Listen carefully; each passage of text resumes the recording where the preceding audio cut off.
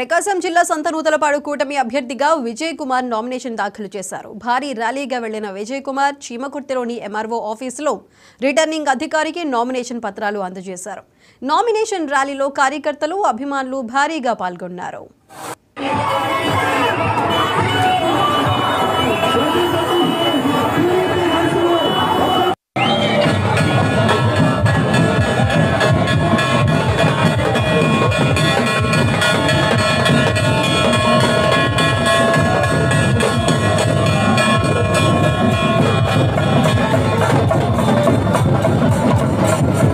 పైచిలకు చాలా ఉత్సాహంగా ఇంత ఎండలో పాల్గొన్నారు. వాళ్ళు ఇక్కడ వచ్చి ఇంత బ్రహ్మాండంగా పాల్గొన్నారు. దీన్ని బట్టి చూస్తూ ఉంటే జనాల్లో గవర్నమెంట్ మీద చాలా వ్యతిరేకత ఉంది.